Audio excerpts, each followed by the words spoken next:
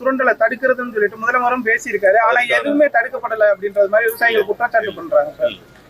அந்த கனிம வள தடுக்கிறதுக்கான அனைத்து முயற்சிகளும் தமிழக அரசு முதலமைச்சர் அவர்கள் தலைமையில ஒவ்வொரு நாளும் அதுக்கான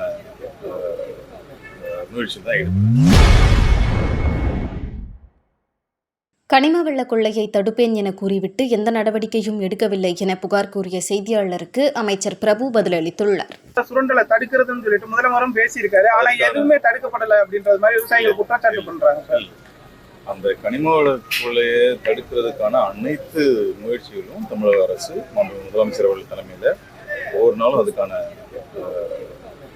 முயற்சி தான் எடுக்குது.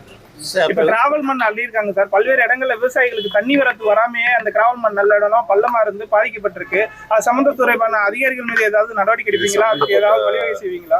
இந்த தகவல் வரும்போதுதான் உடனடியாக அந்த சம்பந்தப்பட்ட அதிகாரிகள் மூலமா அந்த இடத்த ஆய்வு செஞ்சு, இப்போ முன்னாடிலாம் ஒரு கிராவல் அல்றதுக்கு முன்னாடி அந்த இடத்த சர்வே பண்ணுறது, அதாவது ட்ரோன் சர்வே அதெல்லாம் முன்னாடி கிடையாது. இப்போ எப்படி சொல்லியிருக்கோம்னா, அது அல்றதுக்கு முன்னாடி ட்ரோன் சர்வே பண்ணி ரிப்போர்ட் கொடுத்துட்டு அதுக்கப்புறம் அழுனதுக்கப்புறம் முடிச்சதுக்கப்புறமும் ட்ரோன் சர்வே பண்ணணுங்கிறது நம்ம மாண்பு முதலமைச்சர் சொல்லி அப்போதான் சரியான அளவு அள்ளியிருக்காங்களா இல்லை அதிகமாக அள்ளியிருக்காங்கிறது. கட்டுமான நிறுவனங்களுக்கு இப்போ குவாரி அனுமதி இல்லாதனால மணல் டிமாண்டாக இருக்குது அப்படிங்கிற குற்றச்சாட்டு இருக்கு.